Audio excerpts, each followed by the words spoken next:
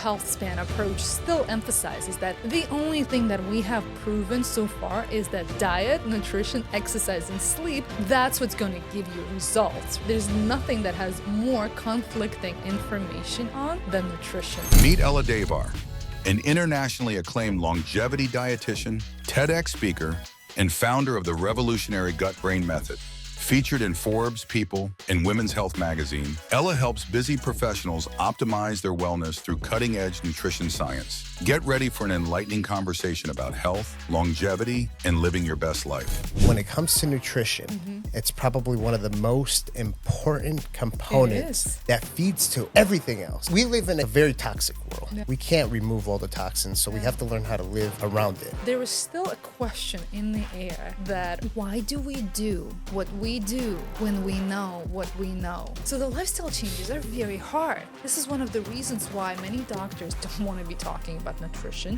I'm gonna get into a topic that a lot of people might not want to talk about. I want to talk about poop. What is your poop supposed to look like? It's supposed to feel natural. And if you don't have your bowel movement once a day before or after breakfast, that means something is off. Is there anything that you say it's at the top of the list that you should eat? There's 5 foods that I believe absolutely everyone should be able to incorporate into their daily intake to take advantage I want to hear it. Let's go. Number 1. Welcome to another episode of a Healthy Point of View podcast. I'm your host, Sam Tejada.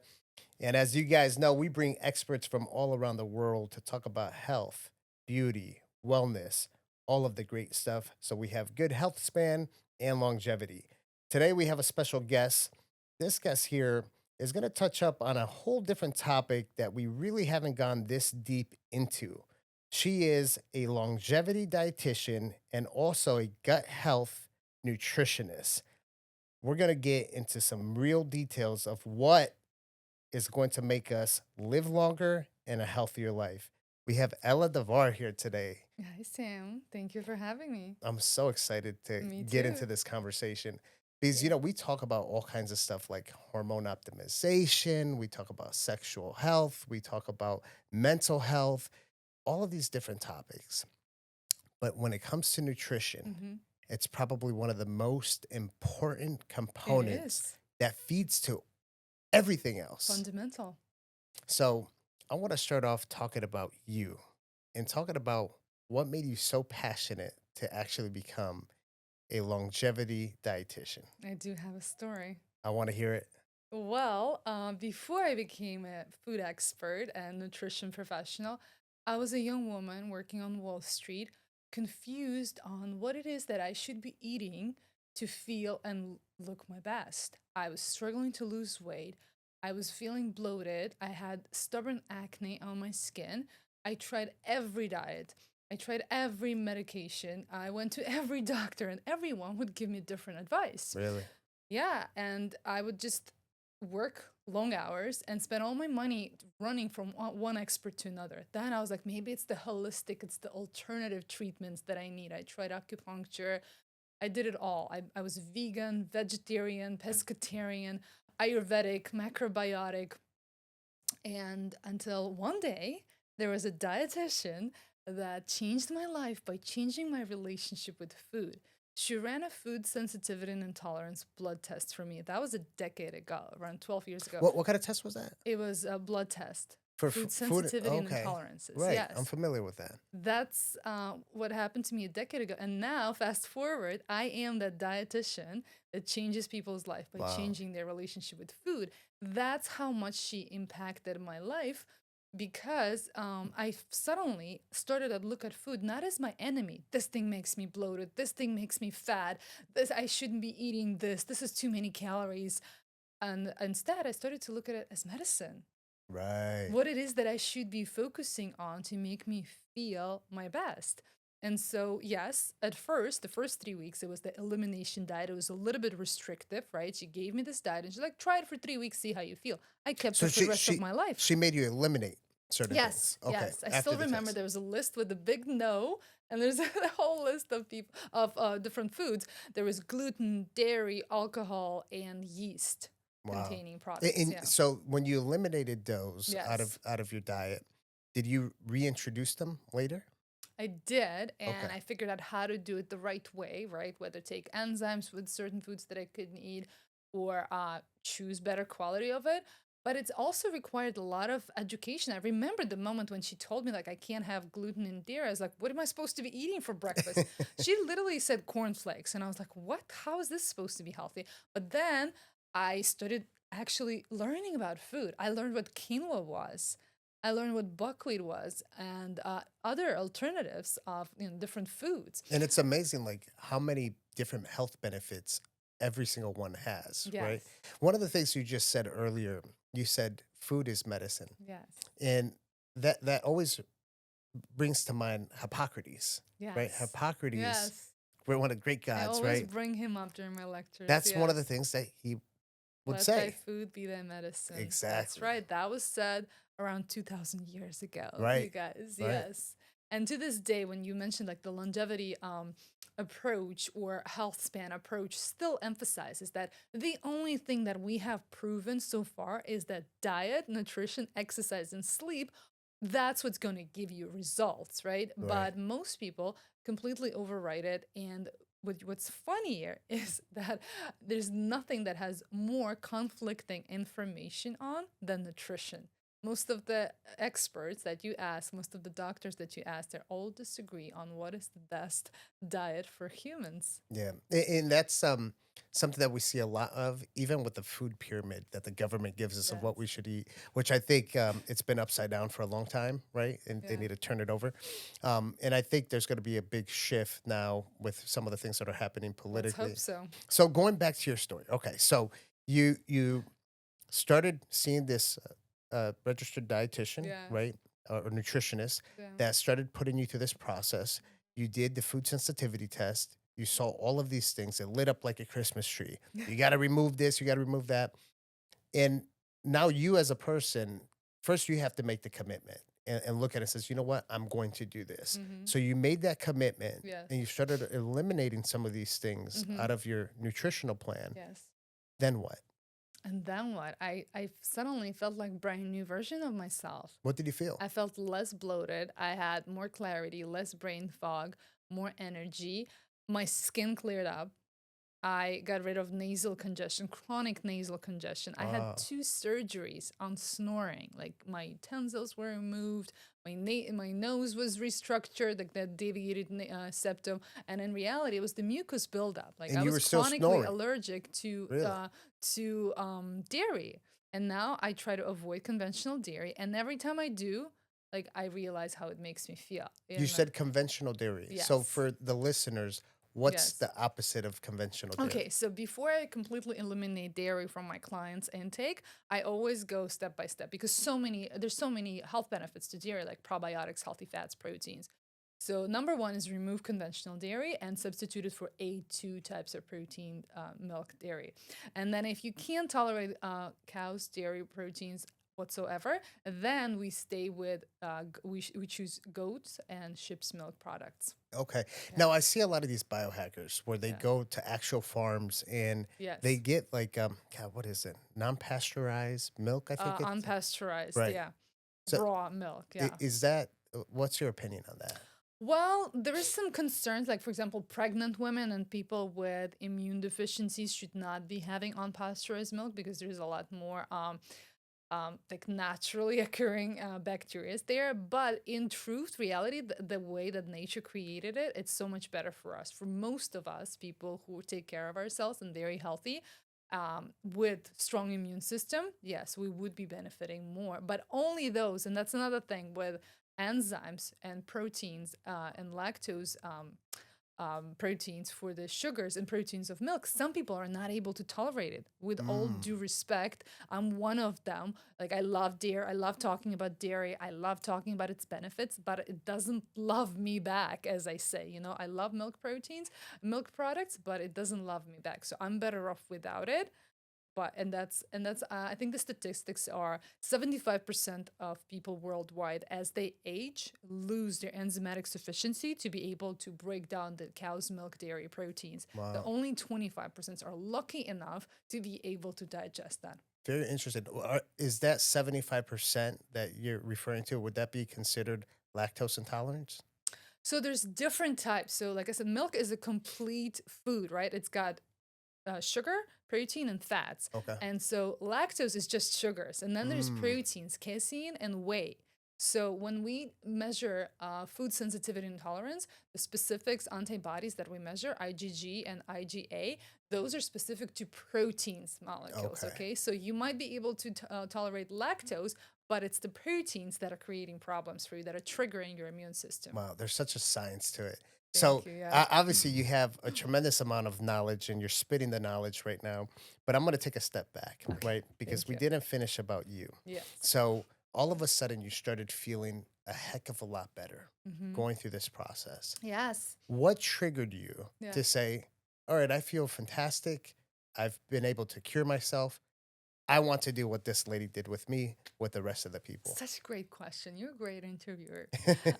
So yeah, I kept that diet for years, and I remember I would travel to Las Vegas and Saint Tropez, and I would have zero alcohol, zero yeast, and just eat clean because I was so motivated. So suddenly, for the first time, that I was following a diet that was created for me. I Wow. wasn't following somebody else's generic protocols. Oh, I just don't eat all meat. I avoid all of the carbs, right? It was just specific things that I was excluding and focusing on the abundance of the vegetables and fresh proteins Right. and produce that I could be and should be eating. And over the years, so I worked on Wall Street. Over the years, I started like this connection with the food and my energy intake. It really started to affect this lifestyle that I was living. And I remember like when I worked on Wall Street, my boss would be like, Ella's in charge of ordering lunch for the whole team because I was the only one who was like health conscious and walk into my 7 a.m. meetings with a green shake in my hands. Eventually, I became a yoga instructor. Yoga saved my life because I was leading a very stressful lifestyle. And then I decided to make a career out of it. I became a health coach and just like found this passion. Like I never loved being on Wall Street. I remember looking at my supervisor and looking how hard she works, that she doesn't see her children. And I was like, I don't want to be her. Right. I want to figure out a different way. So I left Wall Street. And then I started working as a health coach at Mount Sinai on a research project aimed At the at hospital, Mount yes, Sinai. Oh, wow. yes. Um, on a research project that I work on aimed at preventing heart disease in low income communities. So I was educating children and their parents on healthy habits. And then eventually I got into a medical school and got my medical clinical degree in nutrition and did a whole another year of medical residency in hospitals in Mount Nice. Sinai in New York. So let me, we're talking about the hospitals. I have, something has been bothering me for a long Tell time me. about hospitals, right? Yes. You get a patient that goes in and into the cath lab and gets all these stents done, and all of a sudden they're in the recovery bed, right, for the next, let's say, 12 hours, and they bring them food, and you look at what they're serving these patients.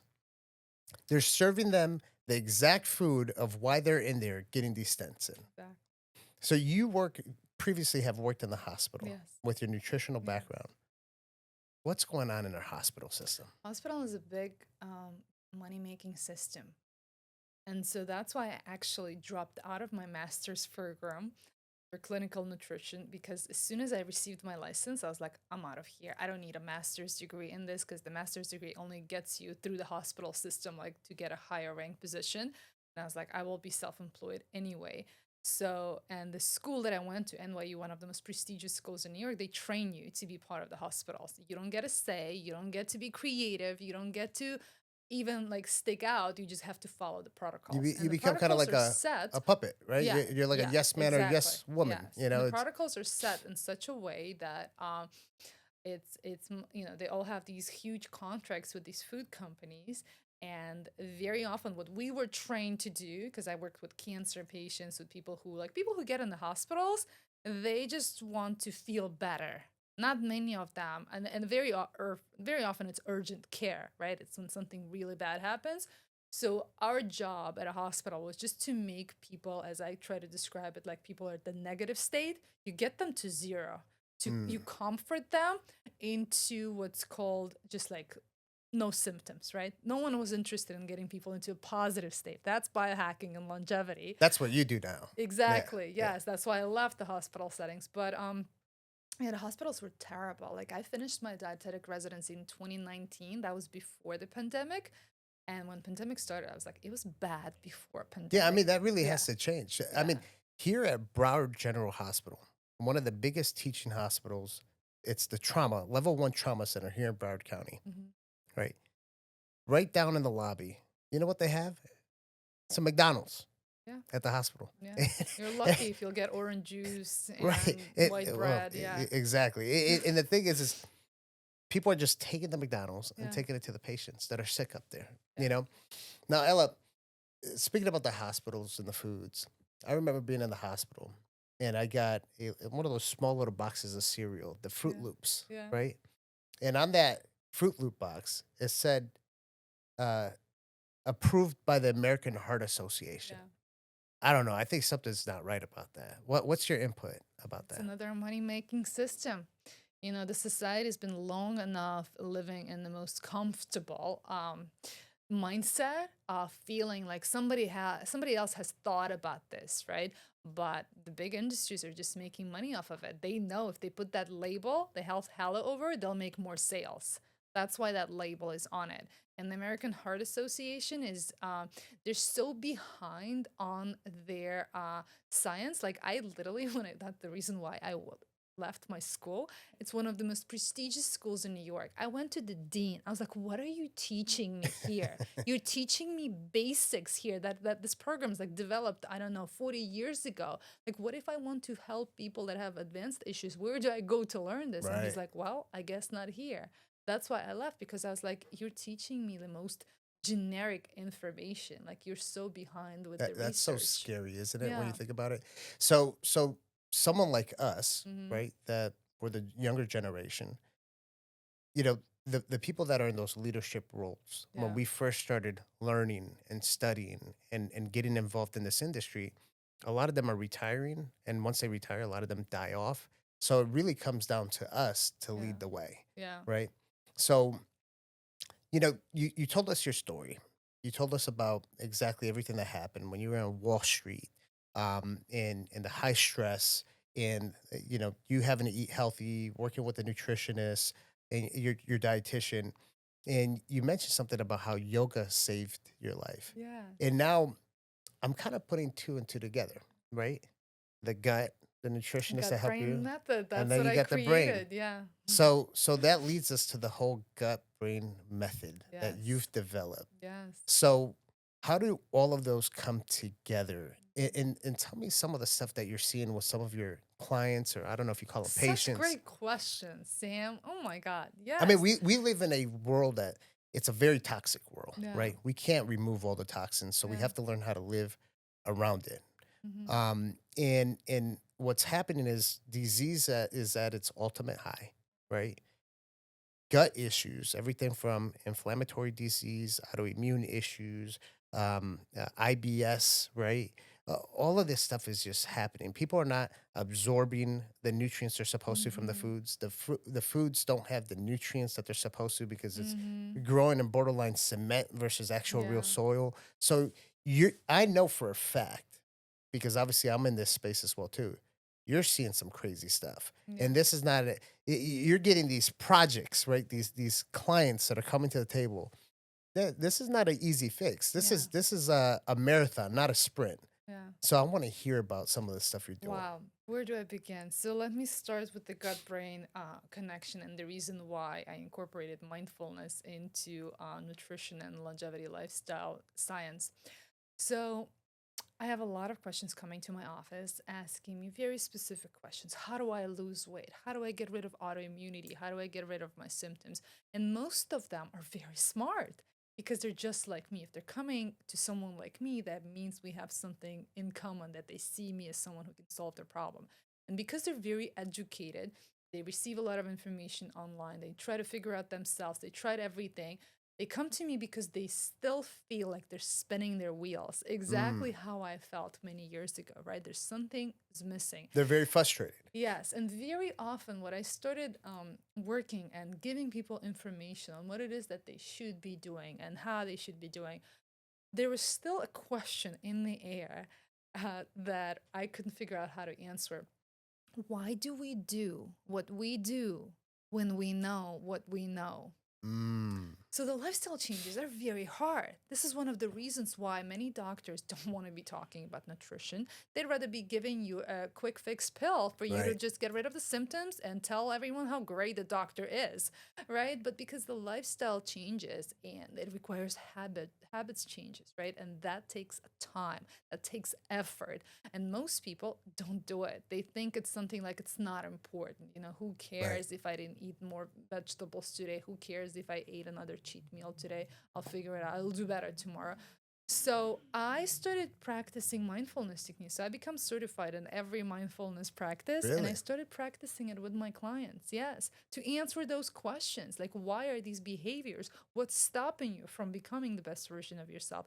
And when I lead my clients into these meditations, they all start crying and there's all these issues come up of self-betrayal, self lack of self-compassion, lack of self-kindness, and all of these emotions. From what I've seen in my practice, if we were to remove some of these heavy emotions, they create so many, so many more opportunities for improvement. Absolutely. Yeah. And not just with their health, just Yeah. overall life, right?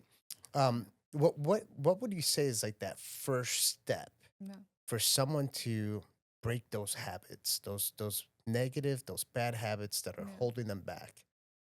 Well, really depends on the case, but I would say, like, I mean, the first would have to start with nutrition science, right? To clean up their diet, to for them to figure out what the foods that they should be eating. And after that, if someone's struggling with embracing some of these habits, I really have to, I have to see them. How do they treat themselves? How do they talk to themselves throughout the day? And some of the habits that they learned when they were younger. And very often, for example, let me give you an example instead of talking in theory.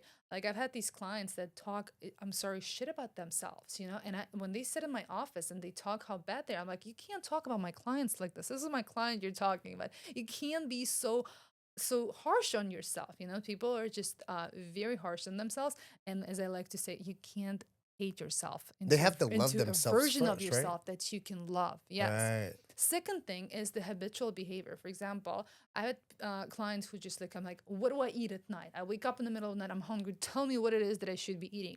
And I was like, give him once, give him twice. And then I'm like, what do you think you should be eating in the middle of the night? I told you many times you should not be eating. This is not a call to actions.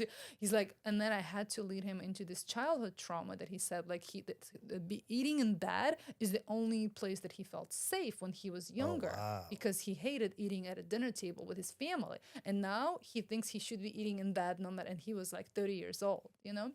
And so other emotions, for example, like how I've had a lot of high performing individuals coming to my office that are just working really hard all day. And at the end of the day, they just have to comfort themselves because food is the only source of joy that they had today. Right. Of course, they overeat and they overindulge, they feel they deserve it. So I give them homework on sprinkling sources of joy throughout their day, Okay. scheduling joy. So food is like diversifying your sources of joy. So food is not the only thing. How do you sprinkle joy throughout the day? Well, we do a little homework on like figuring out what it is that makes them happy. Sometimes I make them do like dance breaks or doing something that they really, really love, scheduling that Dance instead of break. postponing that until vacation and then doing something that they Okay. love. And yeah, and that's how they just, change the way they look at food. Suddenly, That's interesting. A little yeah. dance break. I might want to start doing that. Yeah, instead You of know, an extra coffee shot, yeah, take yeah, a I've dance heard of break. people doing breath work, in between Yes. the day. Yeah. I've heard about the dancing as well too. It's I actually a teach form breath of work. Yeah. releasing energy, Yeah. you know. And then the other day I had someone on the podcast, and what they do is they just scream. It's like a screaming session, Okay. and it I prefer works. singing. Yeah, I think if I did that at the office, I'd need like I one of know, those like right? soundproof booth type of thing. So, all right, so these are some of the ways that see you. When you start looking at people in the medical field, Hmm. right, that are working with patients, I always tell people it's not just what they're doing or what you think they're doing, right? The guy who's coaching someone through weight loss, it's not just giving them a diet or giving them a pill, Hmm. prescription. Like there's a psychological component Exactly. that Yes. you have to overcome first. Hmm. Because if this person is not going to do it for themselves, they're not going to do it for anyone else. They're just Exactly. not going to You have to dial in. find their why. So in New York, when I worked on a research project with low income population, I've had women who have 5 children and women who have no children. And then I worked at a longevity clinic with the high net worth people of New York who just, guess what? They also had a lot of problem. And what I found is statistically, all of them have 2 issues that stops them from embodying the healthy lifestyle. It's lack of time and stress. And you can Mm, imagine all of them are dealing with different stress different response levels, yeah. and different problems and different reasons why they don't have time. But the truth is always comes down to your perception of stress and your priorities. So I always try to connect with them. What is your why? And very often I act like most people, especially in their 40s and 50s, they wouldn't do it for themselves. And when I connect it to their why, they will do it for their children. For example, like, do you want to Ah, be there for your grandkids? yeah, Yes. How do you want to be there? On a wheelchair, or you want to be active and playing with them? right. Well, and then for the children, they would do it, Yeah. for like, but for themselves, forget it. Yeah, it's interesting. Well, you bring that up. I remember I had a client that came into one of our wellness centers, and I knew him personally. I actually, he helped us do some marketing and whatnot. He was heavily obese, and he came in, did the DEXA scan where we got the full body composition Yeah. analysis, and the visceral fat was, I mean, it was extremely elevated. You see it, and you're like, okay, this guy probably is already dealing with diabetes, probably has a cardiovascular issue already happening. Metabolic syndrome. Hmm. And I told him, he's like, I'm fine. I'm happy. That's what he said. I says, okay, that's fine. See? Those small children that you have, Mm-hmm. the 7 and 8-year-old, you want to see them walk across the Yeah. stage one day? Yeah.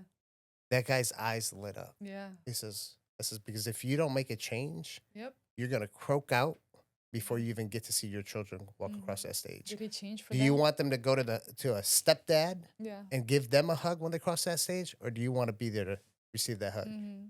That guy ended up losing like about 60 pounds after See, you that. connected with his Mhm. why. Yeah. Yeah. Yep. Love Yep. it. So, all right. So you connect with the why. We Yeah. get in their minds, Yeah. right? You're talking about there's a certain type of forms of meditation as Yes. well. Do you Yeah. do guided meditation with Yeah, I them? do theta healings. I do inner child healing, and we do like relaxing body scan meditation. Those are the 3 that I teach that I included as part of the gut brain method. Some of the body scan helps my clients to change the perception of stress, and then breath work. So are you the one who's actually guiding them through the meditation? Yeah, I have Or it you, all recorded. Yeah, oh, it's all part of you the record. course. Oh, Yeah, you should share that. I wanna yeah, check it out. So I yeah. use Brain Tap. Mm-hmm. Dr. Patrick Porter, Yes, has the whole Brain yes. Tap. So I got the whole headset and everything. I've had the set. So Yeah. okay, so we get them past that, the Mm-hmm. mind part. Now we got to start focusing on the gut. Yes. So what's the next step? So the next step for me is, first of all, I do have my personal story, how I got into gut health, but then I use it as a tool for my clients to really see how food is impacting them. You know how they say you are what you eat? Right. And it is true in this like oversimplified statement that we hear. It is true. However, there's a lot of processes that go on inside of our body from the moment we take a bite of our favorite piece of cake Right. to the moment when we think about it again, right? Or see it in the toilet bowl, like never. And all these processes, they're affecting how we feel. They're affecting your hormones, and most people don't connect it, right? Who wants to think about hormones and I don't know, mitochondria when you're eating your cake, right? But your microbiome and your gut health is actually the first thing that's getting impacted. That's where it's all lands. That's where it gets broken down, digested, and fermented. They say it's And your first brain, right? Your gut. it's your second brain, Your yes. second brain. Because of the enteric nervous system. It contains 5 times more neurons than your spinal cord. And that alone is, that's why it gained the title of second brain.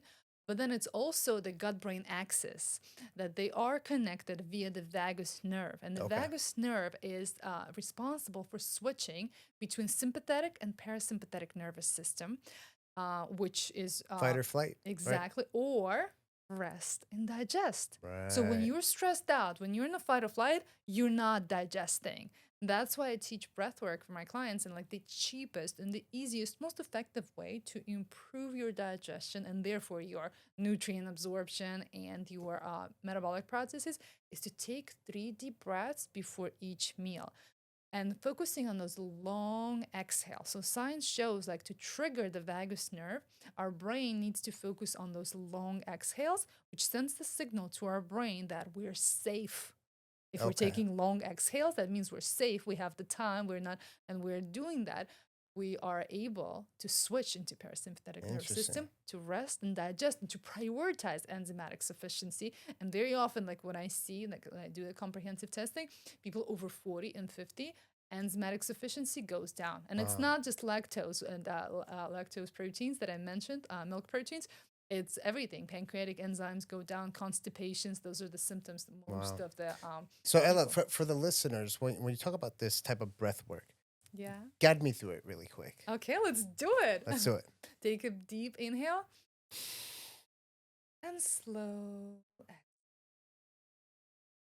Another deep inhale and slow exhale. Slower than the one before. Last one. Deep inhale and slow exhale. As slow as possible. Now, notice that your heart rate has changed. That's your heart rate variability. Yeah, I feel like did it go slower? Yes. Yeah, I Yes. just feel like a sense of relaxation. Yeah. Wow, I like that. And you may notice that your mouth starts to salivate. It did. You noticed that Yes. too? No. I thought it was like the new No, Invisalign it's thing that I got. science. It's science. I literally stopped my TED talk to guide this breath work. I can't believe you just asked for it. And then everybody started salivating, like drooling out of their mouth. No, and that's what gut brain connection is. that's pretty cool. Yeah, that's and the vagus nerve. You can make it stronger. Like the tone of it, you can make it stronger by focusing on doing this and doing the deep exhales and focusing on slowing those exhales. Okay. Wow. I love that. So with your clients going through this process, at what point are you doing like the blood tests that you did initially? And are you doing any other additional testing? Yes, yes. So there's 4 tests that I specialize in, depending on the symptoms, right? There's an integrative symptom checklist that I go through, and during the gut health evaluation call, we see like what it is that they really would benefit from, because the panel that I use is very comprehensive and it's relatively expensive. It's none of those marketed to consumers blood test that's like very popular these Right. days. This one is very efficient. I diagnose people with sugar intolerance, and those Really? people have been struggling for years to lose weight, or coffee, or Is that like some kind of genetic test or? it is. It Yeah, is. no, it's a blood test. No, Okay. it's a blood test, and we test for food proteins. Okay. And that's just one. Very often people either like have some sort of understanding about it, or we just focus on anti-inflammatory diet. The second most comprehensive test that I do is gut health. I test for 5 different aspects of what makes optimal gut health. And that is, I do that when people have skin issues, because there's a lot of science behind gut skin Like connection. acne and Yes, stuff? that your skin is a reflection of your gut condition. Right. Like everything, eczema, rashes, acne, yeah, all of the skin Oh, wow. Yes.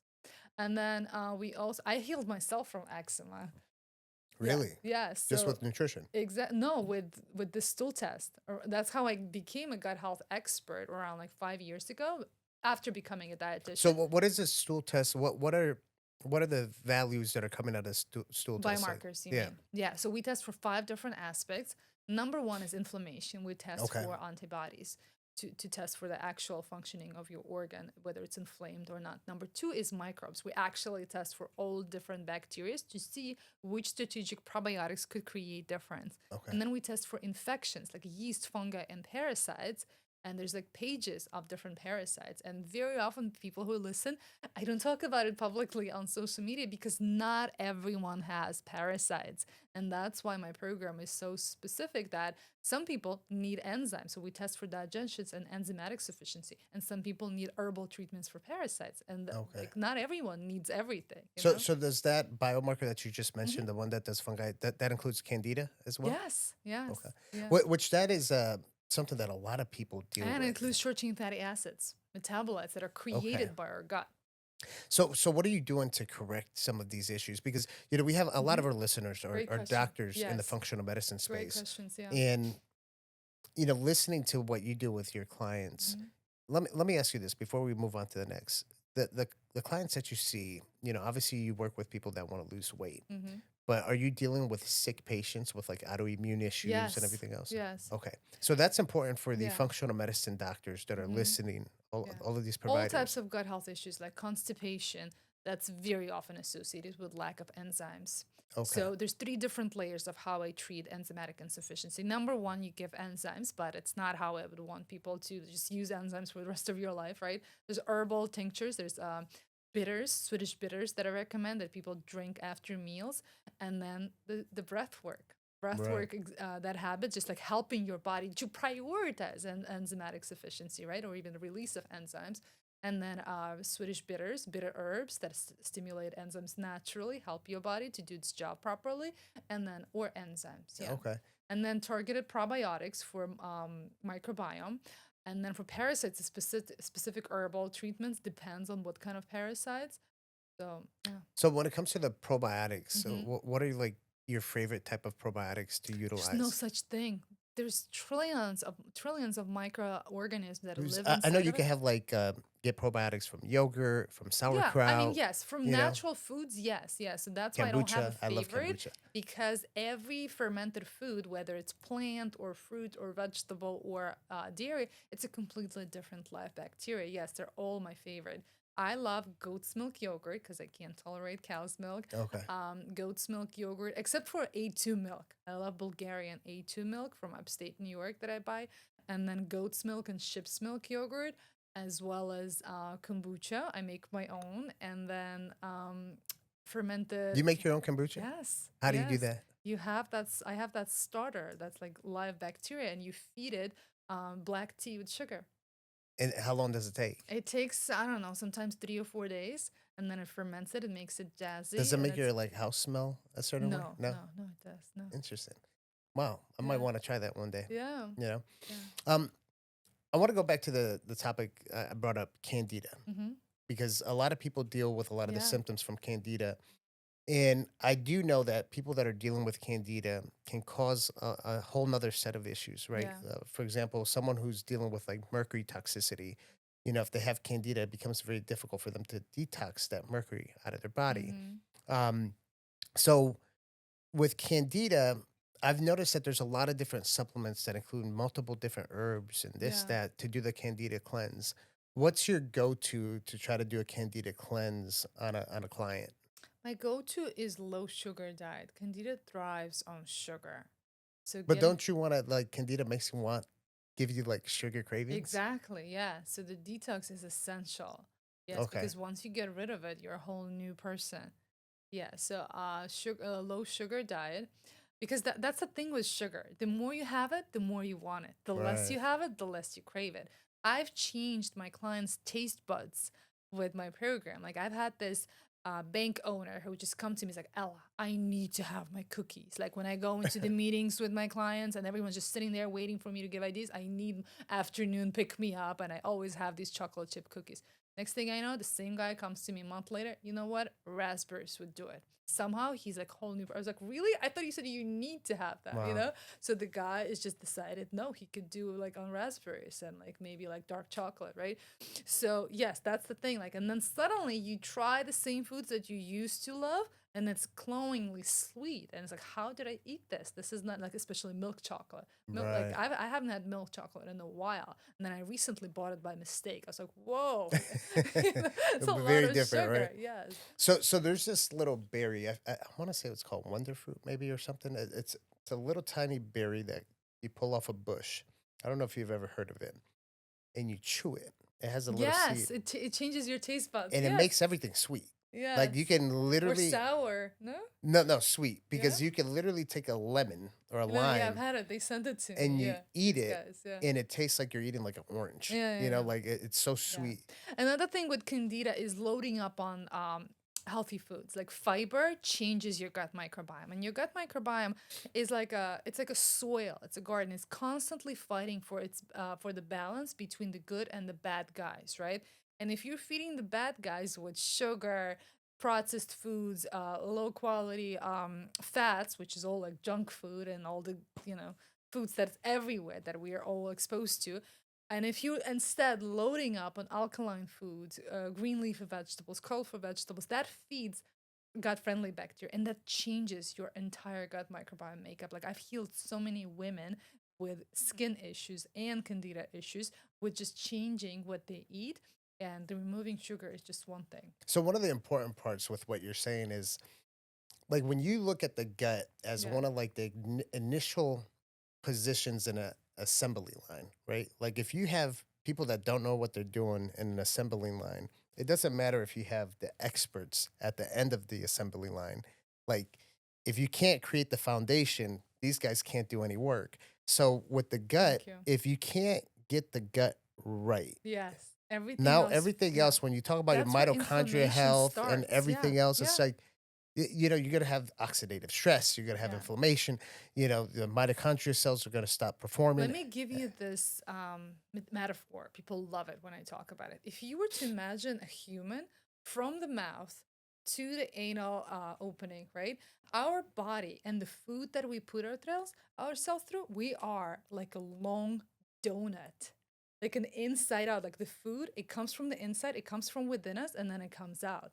We are like, we have an opening inside of us, and everything that gets inside of us, it gets absorbed into our body, right? And it first gets affected by with our GI, inside of our GI, right? Because its job is to deal with it and either get rid of it or absorb it, Right. right? And what we put in it, and when people start learning about it, it's like wow, like they just look at things differently. Suddenly, Right. it's not just like, oh, I love this, I've been eating this for a long time, that's why I'm doing it. Suddenly, it's like, wow, like how is this going to get absorbed and what it's going to create? And that's why I use the gut microbiome test and stool testing to show the people how what they eat is affecting what's going on inside of them. And that's where it all starts, right? Inflammation starts in our gut lining, and the Right. leaky gut, it's all impact of food. What is leaky gut? Leaky gut is the damage of the gut lining. So the gut lining inside of us, it has this mucus layer that's protecting us from all the pathogens and all the viruses and bacteria, and that's 70 to 80% of immune system is originated in the gut. And we're daily exposed to different things. And when our immune system is very strong, it keeps all those things dormant. It removes everything without letting us affect it. But when our immune system is getting chronically exposed to different things that are triggering it, it removes the mucus lining, creating this damage in the gut and makes it what is called like the leaky, right? So it like creates opening where some of these pathogens and some of the toxins can get inside our blood that are not supposed to be there. And Right. some herbs can fix the gut lining and removing damaging what I call inflammatory foods. Sugar is one of them, all the artificial ingredients, all the low quality fats, and lack of fiber, all of this creates inflammation. Very interesting. So I'm gonna get into a topic that a lot of people might not want to What is it? talk about. And I think it's important for people to understand this. And I want to pick your brain on it. Because you're talking about the two openings, right? From the Yeah. mouth all the way Mm-hmm. until you know you have to go to the bathroom, right? I want to talk about poop, Yes. right? Uh-huh. Poop. You should look at your poop, right? To Yeah. evaluate what's happening on the inside. Yeah, that's my clients get shocked. I was like, what do you think is in your gut? Right. That's the only way to find out. So what are we looking at? Because there's a difference between it being, looking like it's shredded, being Yeah. where it's very loose and Mhm. watery versus, hard.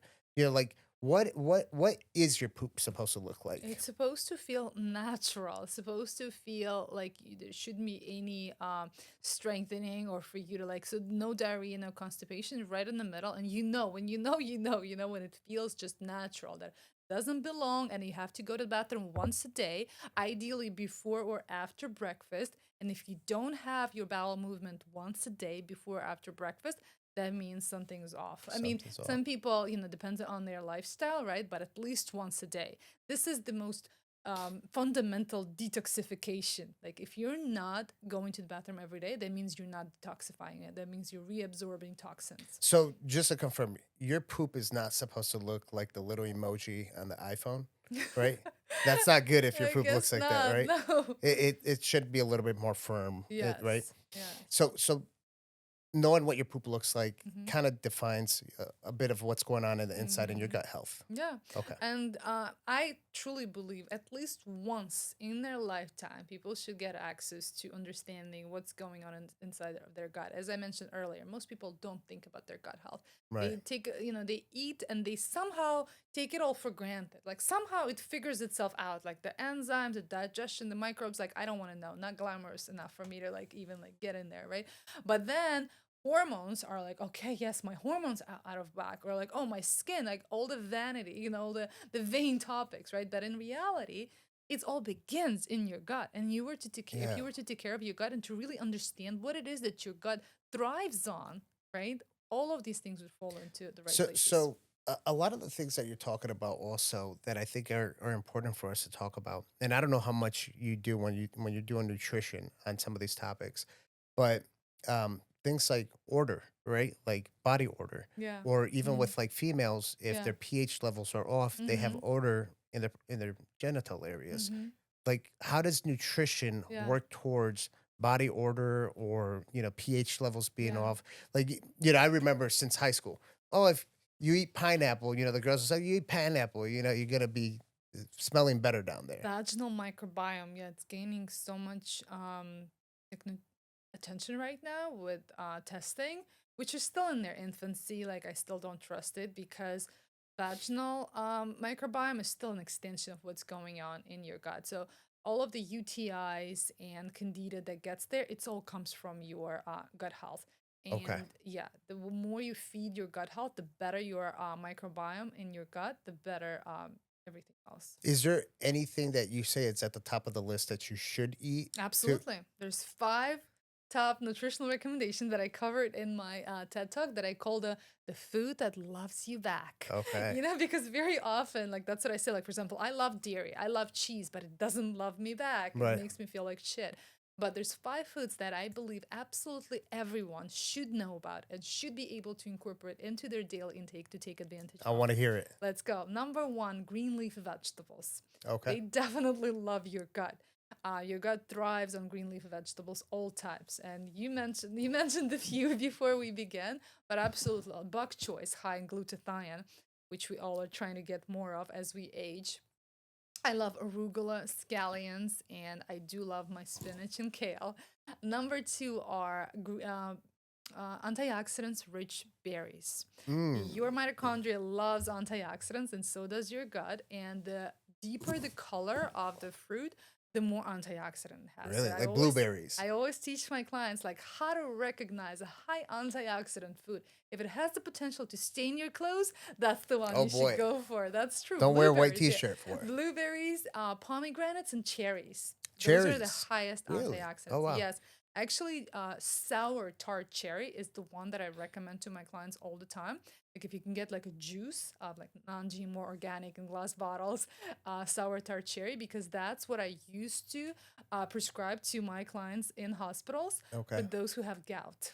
Gout is an Oh yeah, inflammation, yeah. yet a buildup of uric acid, and to offset the uric acid, we would give them like tablets of sour tart cherries. Wow. Okay, number 3, probiotics. Kind of mentioned them. All the fermented foods, fermented beets, fermented cabbage, fermented cucumbers, pickles. All of them are naturally fermented by nature, and those are all great and hugely beneficial for our gut. Number 4, omega 3 Omega 3s. Yes, Okay. omega-3 is remarkably beneficial because it's anti-inflammatory and it's also great for brain health. Like I wrote a whole presentation at NYU for omega-3 and its scientific evidence how it helps to prevent dementia, Alzheimer's, and early cognitive decline. So best sources of omega-3 is trout, salmon, mackerel, anchovies, and herring. One of the What one. if I don't like Sardines, fish? sardines. Well, my friend, you need to hang out with me and you'll fall in love with it. Trust me, you just don't know how to eat it. You got to figure out a way how to eat With it. the fork I and mean, knife, right? yes, yes. I mean, no, there's different flavors. Right. You can get them different flavors, different spices. Um, there's plant-based, but they're not as bioavailable, like Okay. avocado, flax seeds, hemp seeds.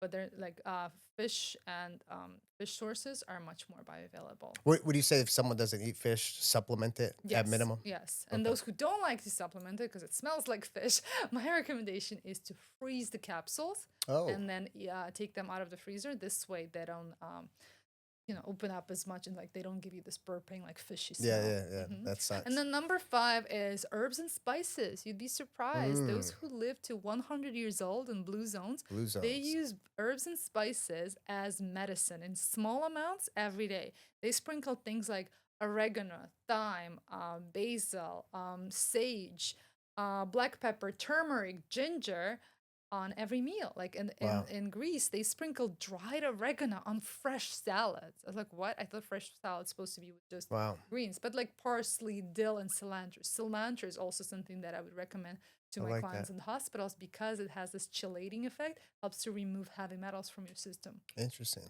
Yeah, last That's but not awesome. least is hydration, and every calorie counts. I try to educate my clients to focus on nutrient density instead of calorie density, and hydration is essential. And I recommend choosing matcha green tea, Okay. hugely beneficial for heart health, preventing plague, as well as green juices, pomegranate juice, as I mentioned, and sour tart cherry juice. Now, do you ever recommend putting like Celtic salt in your water?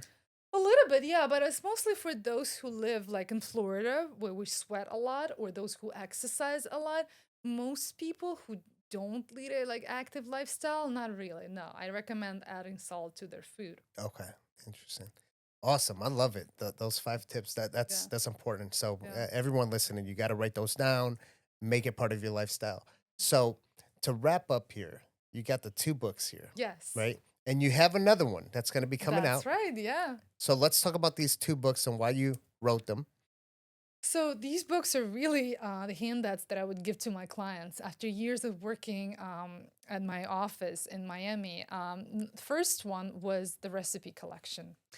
It's got the food shopping list, and every time my clients come to my office, and I would talk about all these great things that they should be eating, including omega-3 rich food, right? They just like don't know how to do it, just how you Mm, said. And there's omega-3 rich sandwich here that I hope you can try. So these are just my recipes because I'm someone who makes all of my food from I scratch. love it. I never order deliveries or takeouts, and I've put all the recipes here together. They're all super easy to make. Because I make all of my meals myself. Like if each meal would take more than 20 minutes, I would be in the kitchen all day, and I don't want to do that. So that's why I call it cooking for high performers, people who want to eat good food and live life to the fullest. And the second book that I wrote, it's a guide on how to create a diet that works for you. Instead of focusing or like being frustrated with all this confusing advice out there, like everyone says I should be doing these different things, this influencer, this doctor, like saying conflicting Yeah. information. In what this guide teaches you is to step aside from all that information and start listening to your body. Do some of this testing, some of the guides that I cover there, to hear suddenly, like hear the Right. symptoms or get data from your own body and do what your body tells you to And what's do. the name of that book? It's called a Utarian And diet. why did you come up with that name? Yes, when my clients would come to me, and throw their hands up in the air like I'm a flexitarian, pescatarian, vegetarian, and I would always tell them, "Have you tried listening to your body and perhaps becoming a Utarian?" I find that super empowering, that Yeah. it's no longer, and that's what changed my life, that it was no longer about who says what. It was about what I'm doing and why I'm doing this because I'm listening to my body and I don't care who's doing what. It's personalized to the I individual. believe it's truly the future of Right. wellness and nutrition and It healthcare, is. and finding what it is for works for a unique person. And that's what we call precision Yeah. medicine, And what I right? call a bio individuality. I love it. I love it. Yeah. Everyone's different. Your Yeah. diet should be different. It Yeah. should be specific to yourself. What you're doing is Right. amazing. This is how people are actually cracking the code, biohacking their own health Yeah. to And be so the able third to book is live long. exactly about that. Oh yeah, the It's third coming book. out in fall Right. 2025. I just finished my manuscript, and it's about how to enjoy the food, because I'm a foodie. I became a dietitian because I love to eat good food. That's why I was so fascinated with these diets. I was like, I don't like any of these diets. They all suck. Like, I'm just gonna become a medical and clinical nutrition expert, and I'm gonna figure out how to play this food game on my terms. Right. And so I created my own diet rules.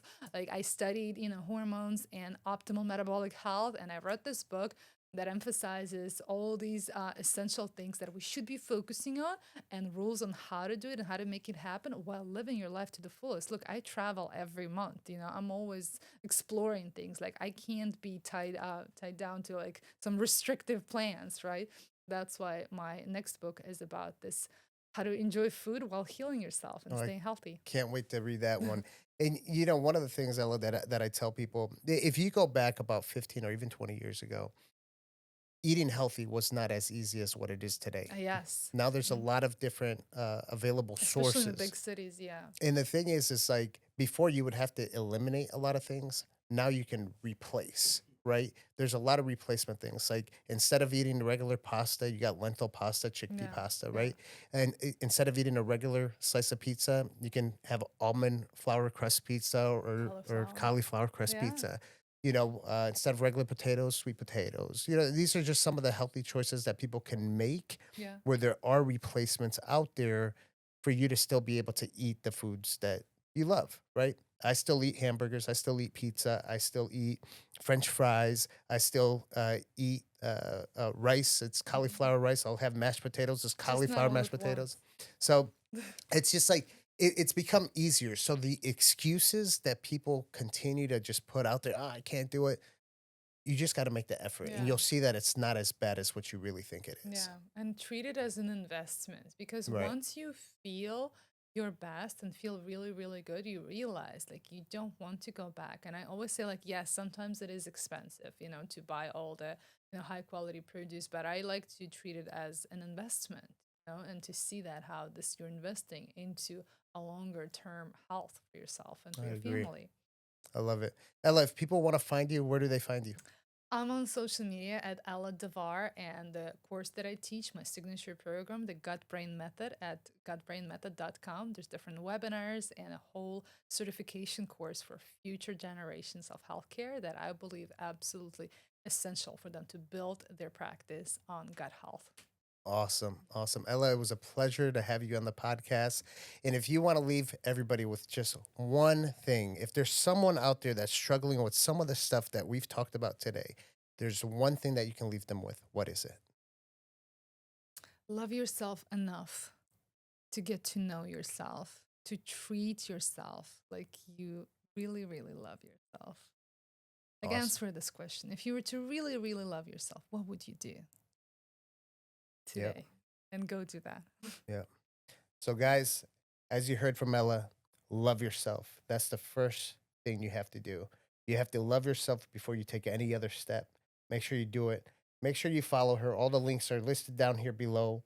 Make sure you share, like, comment, do all the fun stuff, and we'll see you for the next one.